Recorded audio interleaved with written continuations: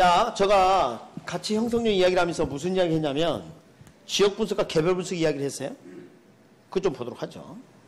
먼저 이제 지역 분석이 뭔지 생각해 봐요. 자, 내 토지는, 내 부동산은 어느 지역을 떠나서는 존재할 수 없죠. 그래서 지역 분석을 이거 합니다. 야, 너 부동산 어느 지역에 있어? 그게 일단 중요해. 그러면 그 지역마다 특성이 다를 거예요. 강남은 감자 심고 건물 심고, 강남에 감자를 심어 건물 심지, 강원도는 감자 심고, 근데 내 토지는 강남에 있는데도 건물을 못 심어. 그럼 가치가 낮은 거예요. 오케이? 그러니까 이러한 특성이 대상 부동산의 가치에 어떤 영향을 미치느냐, 이걸 따지는 게 지역 분석입니다. 그런데 자, 지역 분석을 할 때 그 지역 분석 대상 지역이 있습니다. 먼저 인근 지역이라는 표현이 있어요. 인근. 이울린자에다가 가까울 근자. 인근 지역. 그러니까 네이버후드입니다. 영어로는. 그러니까 뭐요? 우리 근린 괜찮습니다. 근데 감정평가에서는 인근이라는 표현을 쓰고 있어요. 자, 내가 지금 평가하고자 하는 부동산을 5글자로 대상 부동산이라고 합니다. 뭐라 한다? 대상 부동산. 자, 내가 평가하고자 하는 대상 부동산이 속한 동일 용도적 지역을 인근 지역이라고 해요. 그러니까 여러분이 알고 있는 지역 사이보다 훨씬 작은 생활권이고요. 예? 그 범위가 일반적이고 평균적 이용을 기준으로 해가지고요. 감정평가상 현실적 용도로 이렇게 범위를 정해요. 그러니까 항상 변해. 세상에 변하지 않는 것은 없다. 지금 벌써 3번 이야기했네. 그죠? 그래서 이따가 인근지역 생애지 좀 보도록 하고. 자, 아까 제가 이런 이야기 했습니다. 우리 감정평가 중에서 가치를 판단하는 게 쉽지 않기 때문에 사례를 구해가지고 내 부동산을 평가할 수 있겠죠. 그러니까 내 부동산이 속해 있는 이 지역의 사례를 구해서 사례 부동산, 이걸 가지고 내 부동산을 평가하면 참 편하겠네. 이게 뭐예요? 비교 방식이에요. 비교 방식. 그런데 안타까운 일이 생겼어요. 사례를 여기서 구하려고 했는데 못 구했다는 거 아닙니까? 그럼 아쉬운데 이렇게 할 수가 있어요. 인근 지역과 기능이나 용도면에 있어서 유사한 지역이 있어요. 그걸 뭐라 한다? 유사지역이랍니다. 이 유사지역에서 사례를 수집할 수도 있습니다. 자, 그래서 이를 놓고 이렇게 한번 볼게요. 여기가 강동이고 강북이라 할게요. 그러니까 강동에서 못 구하면 어디 구할 수도 있다? 강북에서 이렇게. 근데 주의할 게 있어요. 이 유사지역은 인근지역과 기능이나 용도면에서 유사하다고 했는데 주택 같으면 통근거리가 유사할 가능성이 높아요. 거리가 좀 비슷해야 하니까. 그러나 상가나 공장은 그렇지 않다는 겁니다. 상가나 공장은 기능이나 용도면에서 유사한 지역을 따져보면 전국이 대상이 될 수도 있어. 따라서 이런 표현을 조심해야 돼. 유사지역은 인근지역과 근접해야 한다. 삐 틀렸어요? 가까워야 한다. 삐 가까이 있는 지역으로서 삐 거리에 가깝고 멀과는 직접 관련이 없다. 가까울 수도 있고 멀 수도 있다. 지금 이해했어요? 이해를 잘하네. 오늘 뭔 일이야? 응? 날씨가 좀 시원해서 그런가? 자, 주변의 용도죠. 이게 뭘까? 왜 주변의 용도라 했을까요? 같은 용도가 아니기 때문이에요. 주변의 용도죠. 자, 무슨 말이냐면 이렇게 이해를 돕기 위해서 이렇게 한번 해볼게요. 대상 부동산이 택지라 칠게요, 그냥. 근데 여기서 이제 사례를 구했는데, 자, 유사지역에서 사례를 못 구하니까 여기까지 온 거예요. 지금 현재 이 사례가 농지라는 거 아닙니까? 농지? 여러분, 내가 지금 택지를 평가해야 되는데 농지를 사례를 수집하면 돼야 안 돼요? 원칙상. 안 되지. 근데 알고 봤더니 이 농지가 곧 택지로 개발된답니다.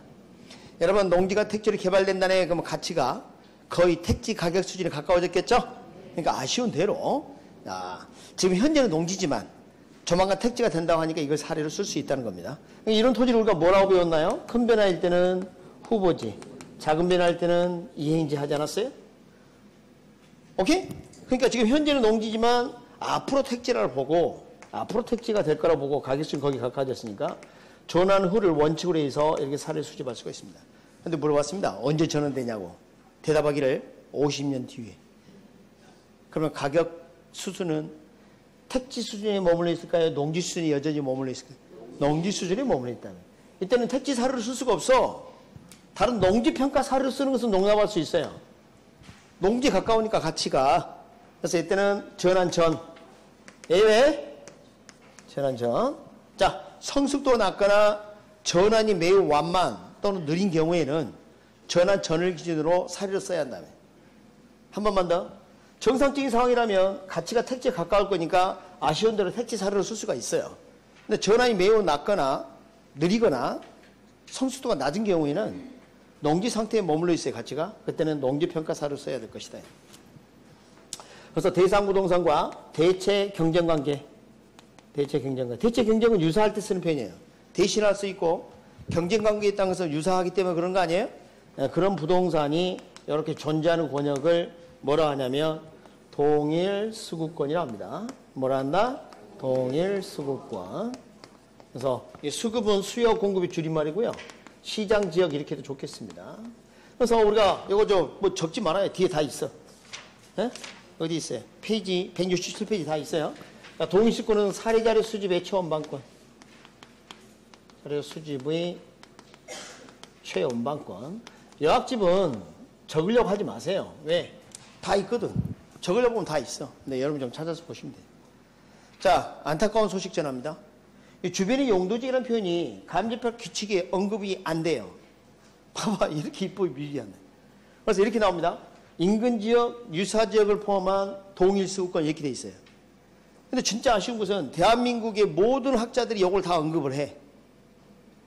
미국 물론이고. 그러니까 우리 규칙이 이 말이 안 나왔다. 그래서 이걸 빼고 이 두 가지만 언급한다 해서 틀렸다 그러지 마시라고. 아시겠어요? 네, 그리고 이렇게 해도 돼요. 인근지역 그리고 유사지역을 포함한 동일수급권 그러면 오 그러세요 그냥. 요거 빠졌다 틀렸다 그러지 말고. 이런 것들이 좀 안타까워 아직까지. 좀 답답합니다. 가르치는 입장에서. 자, 여러분 지금 지역 분석 대상 지역을 보셨어요. 자, 그러면 이제 진짜 이제 중요한 거 합니다.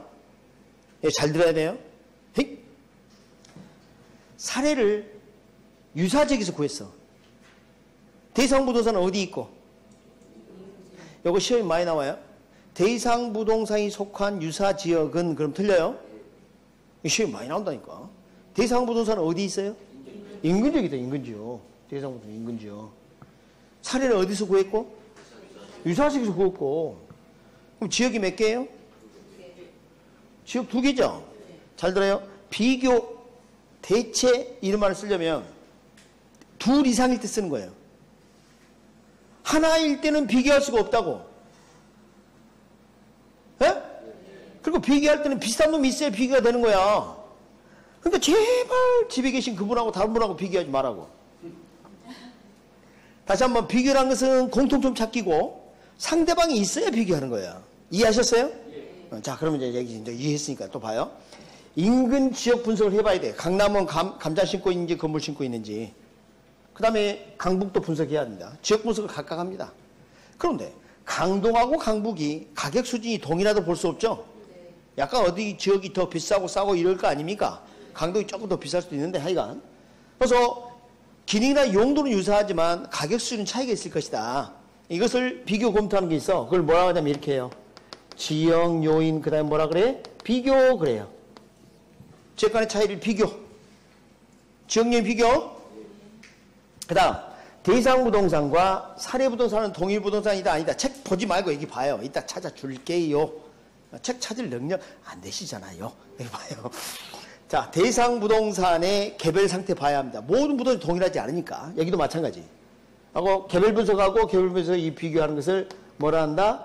개별 요인 비교 이렇게 해요. 자, 여기까지 이해를 하셨어요. 그런데 이제 잘 들으면 여기서부터 조심해야 돼요. 만약에 사례를 여기서 구했어요. 지역이 몇 개예요? 아, 사례를 여기서 구했다니까. 지역 하나잖아요. 인근지에서 구했잖아요. 지역이 몇 개? 한 개. 그럼 지역 간 비교한다 안 한다? 안 해. 물론 지역 분석을 해요. 감자 심고 있는지 건물 심고 있는지 봐야 되니까.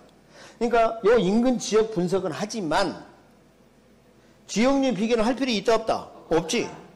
그러나 대상부동과 사라부동산 두 가지죠. 그러니까 각각 개별 분석하고 개별 요인 비교는 행한다. 개별 요인 비교는 행하더라 이 말. 개별 요인 비교는. 그러니까 인근지역에서 사례를 구하게 되면 지역률 비교를 할 필요가 없어. 알았습니까? 그런데 유사 지역 등에서 사례를 수집하게 되면 지역이 둘 이상이죠. 지역률 비교도 행해야 돼요. 그래서 167페이지 가운데쯤에 박스 있죠. 거기다 페이지 하나 적어요. 자, 이거 다음 주 할 건데 또 다음 주에 또 모른 척 하시지 않도록 합니다. 그럴 가능성이 높아. 페이지 185페이지라고 적습니다. 거기다가. 189페이지. 적었습니까? 가보세요. 가보시면 상단에 박스가 하나 있을 겁니다. 주의할 점 있나요? 네, 그겁니다. 거기. 한번 봐요. 1번. 사례부동산이 동일수권의 유사 지역 등에 속한 경우. 그럼 지역이 둘 이상이죠? 왜? 대상부동산 인근 지역이 있으니까. understand? 근데 2번은 어때요? 사례부동산이 동일수권 대상부동산이 인근 지역에 속한 경우는 지역이 하나죠? 그럼 지역령 비교는 할 필요 있다 없다? 거기 밑줄 그어진 거 봐요. 마지막에. 지역령 비교는 하지 않고 이렇게 돼 있잖아요. 됐습니까? 한 번만 더. 사례부동산 유사 지역 등에 속한 경우 거기다가 뭐라 적어요? 지역이 둘 이상. 2번은 뭐라고요? 지역이 한 개. 이렇게라도 해라. 또 혼자서 많이 힘들어하시지 마시고. 힘 안 들 자신 있어요? 많이 힘들면 어떻게 해야 돼요? 술을 푼다. 저를 찾아온다. 저를 찾아오면 돼요. 저를. 자, 이렇게 해서 그 지역 분석 이야기를 했습니다. 여러분, 지역 분석의 최소화된 지역 단위가 어딜까요? 인근 지역이 가장 최소화된 지역이에요. 여기까지 하면 동일수권이 지역 분석 최대 범위가 되겠습니다. 자, 여기까지 되셨어요? 네. 자, 그러면 요걸 좀 정리를 하고 여러분께 이제 166페이지 그림 하나 있죠? 그 인근지기 상해주기 좀 볼 거예요. 인근지기 상해주기 뭐 별거 아닙니다. 보통 우리가 이제 그 인근지기 상해주기 이야기할 때는 성세 현상인데 상해주기를 이야기할 때는 동시적이고 동질적 개발을 전제합니다. 무슨 말이냐? 어느 지역을 개발하는데 절반은 10년 전에 개발하고 절반은 지금 개발했다면 상해주기가 같이 나타나지 않아요. 주택하고 공장을 묶어서 한다? 이것도 안 돼요. 동질적이지 않으면 안 돼. 동시적이고 동질적 개발을 전제로 하고 이 주기 수명을 한 100년 정도로 잡습니다. 그런데 말입니다. 만약에 개발도상국 같으면 도시 성장 속도가 빠를 거예요. 그럼 주기가 좀 짧아져요. 변화가 빨리빨리 일어날 수도 있고 그래요. 근데 그림을 이렇게 집값 수준을 이렇게 보면 집값 변동을 보면 이런 식으로 돼요. 이런 식으로. 그리고 여기 성숙기가 한 20년 내에 정도로 되게 표시를 많이 합니다. 선진국을 기준으로 하면. 그러니까 여태가 이제 뭐냐면 성장기예요. 그 다음에 이게 성숙기. 시험이 성장기, 성숙기 한번 나온 적이 있습니다. 여기가 쇠퇴기, 그리고 천이기, 그리고 악하기. 대개 이렇게 5단계 정도로 많이 사용을 하고 있습니다. 자, 시험 문제 이제 이런 표현이죠. 집가 상승률이 최대인 점이 언제예요? 최고. 집가 상승률. 그렇죠. 집가 상승률. 집가 상승률 최고. 집가 수준 최고는? 에? 성숙기죠?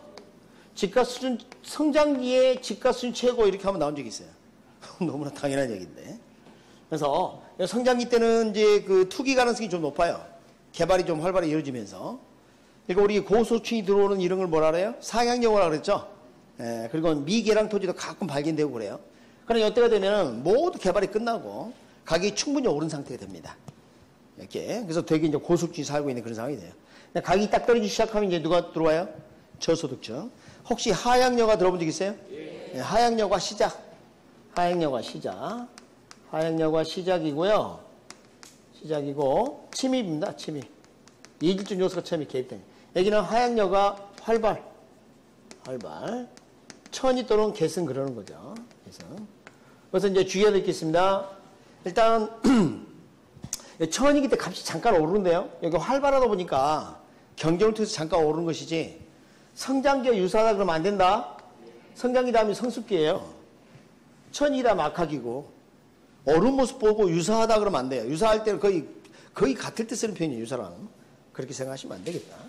그래서 우리가 이제 재개발을 고려한다면 이때 이렇게 쇠퇴기 이후에 다시 재개발한다면 성장 성숙기 이렇게 되겠죠. 그러니까 악하기 반기기는 거의 뭐 슬럼화 직전까지 간다. 여러분이 가지고 있는 아파트가 있다면 그 아파트 단지가 개발된 지 20년 기준으로 그 이전인지 그 이후인지를 잘 생각해 봐요. 20년이 넘어선 아파트 단지는 대개 성장 동력, 가격 상승 동력이 상당히 약화됐나요? 그러니까 주변 여건이 변하거나 뭐 주변이 개발되거나 뭐 지하철 역사가 뭐 생겼다든가 뭐 이런 경우 아니면 가격 상승 동력이 상당히 떨어진다. 이렇게 볼 수가 있어요. 아, 본인 집이 20년이 넘었구나. 근데 요즘은 20년 넘어도 재개발 잘 안 돼요. 솔직히. 그죠? 너무 건축기술 발달해서. 자, 그러면 이제 시험이 또 많이 나오는 게, 아까 저것은 좀 떨어지고요. 지역 분석하고 개별 분석 뒤에 표 있어요. 그러니까 분석을 할 때는 무슨 분석을 먼저 한다? 지역 분석을 먼저 합니다. 이게 생각보다 많이 나왔습니다. 이게 선행하고 이게 후행합니다. 그래서 이 지역 분석에서는 가치 형성 요인의 지역 요인을 분석하는 거라면 개별 분석은 가치 형성의 개별 요인을 분석을 하는 겁니다. 그래서 지역 분석을 통해서 뭘 좀 하냐면 표준적 이용과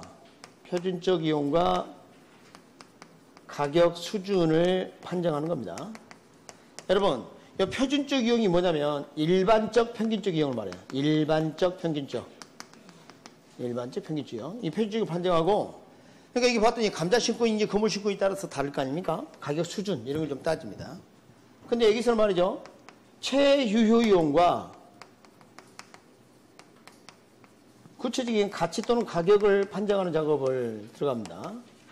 최유효가. 왜 이런 말을 썼을까? 여러분, 이 단어 몰라도 돼요. 유효, 효과가 있고요. 이용이고요. 최고로. 여러분, 우리가 부동산을 이용한다면 잘 이용하는 거, 그걸 이제 최유효용이라고 그래요. 근데 왜 여기 나와 있을까, 이게? 자, 잘 들어봅니다.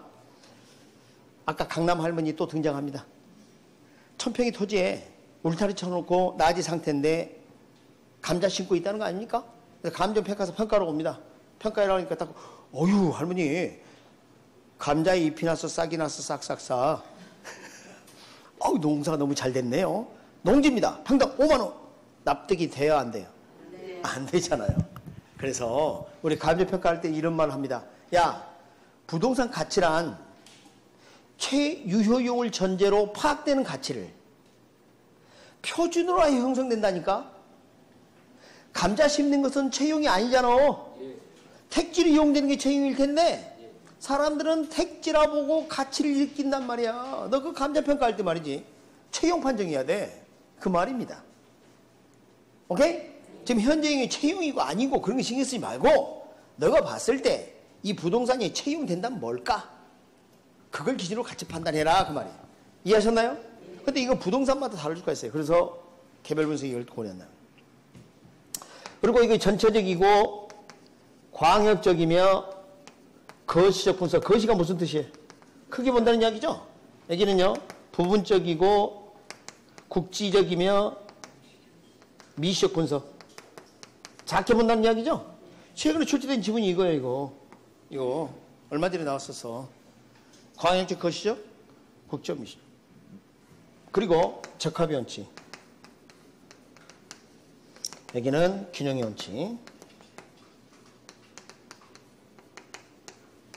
자, 적합의 원칙 말씀드립니다. 일단은 요건 다음 주에 같이 재원칙 하면서 설명해 드릴 텐데, 야, 네가 가지고 있는 부동산이 이용성, 효용성이 극대화되고 가치가 극대화되고 싶으면 주변과 어울리게 이용해야 돼. 적합해야 돼. 아니, 빈민촌 한가운데 땅값도 싸고 그래서 토지를 넓게 매입해가지고 거기다 고급 빌라 지으면 어떤 일이 벌어져요? 건축비도 못 건진다니까. 주변과 어울리지 못하니까. 그럼 시장에서 그 물건을 찾는 사람이 있다 없다? 없다. 그래서 우리가 시장 그러면 떠오르는 게 돈, 그리고 떠오르는 게 경제 아닙니까? 그래서 만약 적합원칙이 미달됐다 그러면 경제적 감가. 오케이? 경제적 감가. 자, 균형원칙. 부동산 가치는 내부 구성 요소 간의 결합에서 균형을 이루어야 극대화된다는 거예요. 내부 구성 요소 간의 결합에서 균형을. 자, 봤더니 주변이 다 상가고요. 막 건물 등이 뭐 50층, 100층 이렇게 올라가 있습니다. 그래서 저도 이번에 50층 지었습니다. 주변과 어울리게 지었죠? 오늘 준공식입니다. 테이프 커팅 딱 하고 50층 꼭대기에 올라와서 와인 파티 한번 하려 했는데 깜빡했네. 엘리베이터가 없네. 이제 웃기지도 않죠. 여러분 롯데타워 가보면요, 123층이거든요. 그럼 엘리베이터가 고속 엘리베이터, 저속 엘리베이터. 고속 엘리베이터. 그러면 1층부터 123층까지 한 번에 움직인다, 구간을 나눈다. 구간을 나눠야 돼. 1층부터 123층 고속이 뭐해? 결국 저속이지. 각 층마다 서봐봐. 도착하면 점심시간이라니까. 그죠? 네, 그래서 층비로 나. 그러니까 우리가 그 부동산의 유용성 형성이 극대화되려면 내부 구성 요소의 결합이 있어서 무엇을 이루자? 균형을 이루자. 만약에 이 균형이 미달되면 제 기능 못 하겠죠. 무슨 감각일까요? 찍어봐요. 기능적 감각. 아따, 재밌네 이거. 이렇게 재밌는 줄 몰랐지 않습니까? 재밌잖아요? 재밌어. 그래도 여러분이 헷갈린다면 제가 도와드릴 팁은 이 정도. 지읒, 지읒, 지읒, 기역, 기역, 기역, 쯔쯔쯔, 뭐 그것밖에 해줄 게 없네요.